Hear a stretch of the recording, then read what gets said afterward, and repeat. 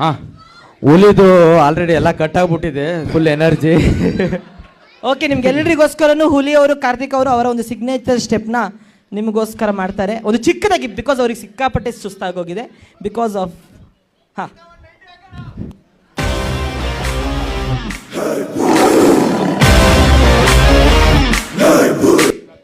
Play play play.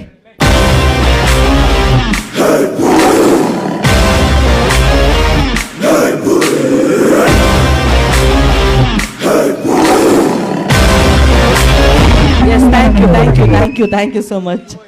ನಮಗೆ ಇಲ್ಲಿವರೆಗೂ ಕರೆದು ಎಲ್ಲ ಅವಕಾಶ ಮಾಡಿಕೊಟ್ಟಿದ್ದಕ್ಕೆ ನಿಜವಾಗ್ಲೂ ಡೆಲ್ಲಿ ಕರ್ನಾಟಕ ಸಂಘಕ್ಕೆ, ನಮಗೆ ನಿಜವಾಗ್ಲೂ ಗುರುಗಾಂವ್ ಕನ್ನಡ ಸಂಘಕ್ಕೆ ಹೃತ್ಪೂರ್ವಕ ಧನ್ಯವಾದಗಳು. ನಮ್ದೊಂದು ಚಿಕ್ಕ ಸ್ವಾರ್ಥ ಇದೆ, ಮುಗಿಸ್ಕೊಂಡ್ಬಿಡ್ತೀನಿ ಸರ್. ಎಲ್ರಿಗೂ ನಮಸ್ಕಾರ.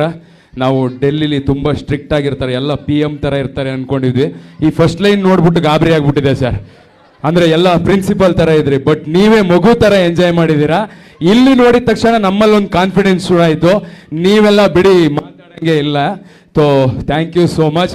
ಆ್ಯಕ್ಚುಲಿ ನಾವು ಡೆಲ್ಲಿಗೆ ಬರೋಕ್ಕೆ ಮುಖ್ಯ ಕಾರಣ ತಿಮ್ಮಪ್ಪ ಸರ್. ನನ್ನ ಹತ್ರ ತುಂಬ ಹೊತ್ತು ಮಾತಾಡಿದ್ದಾರೆ.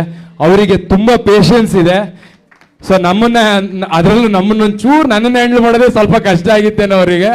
ಸೊ ಬಟ್ ನಾನು ಅವ್ರಿಗೆ ಹೇಳಿದ್ದೆ, ಸರ್ ಕಾರ್ಯಕ್ರಮ ನೋಡಿದ್ರ ಮೇಲೆ ನೀವು ಬೇರೆ ಮಾತಾಡ್ತೀರಾ, ಅಲ್ಲಿ ತನಕ ನೀವು ನಮ್ಮನ್ನು ನಂಬಿ ಅಂತ. ಮೋಸ್ಟ್ಲಿ ನಾವು ನಿಮ್ಮ ನಂಬಿಕೆ ಉಳಿಸ್ಕೊಂಡಿದ್ದೀವಿ ಅಂತ ಅನ್ಕೊಂತೀವಿ. ಸೊ ಆಡಿಯನ್ಸ್ ತುಂಬ ಚೆನ್ನಾಗಿದ್ರಿ. ಇಷ್ಟೊಂದು ಎನರ್ಜಿ ನಮ್ಮಲ್ಲಿ ಹೇಗೆ ಬಂತು ಅಂದರೆ ಅದು ನಮ್ಮಲ್ಲಿ ಇರಲಿಲ್ಲ, ನೀವು ಕೊಟ್ಟಿರೋದು ಇಲ್ಲಿಗೆ. ಈ ಕ್ಷಣಕ್ಕಷ್ಟೇ ಆ ಎನರ್ಜಿ ನಮ್ಮಲ್ಲಿ ಇದ್ದಿದ್ದು. ಎಲ್ಲ ಖಾಲಿ ಆಗ್ತಿದ್ದಂಗೆ ನಮ್ಮಲ್ಲೂ ಎನರ್ಜಿ ಖಾಲಿ ಆಯಿತು.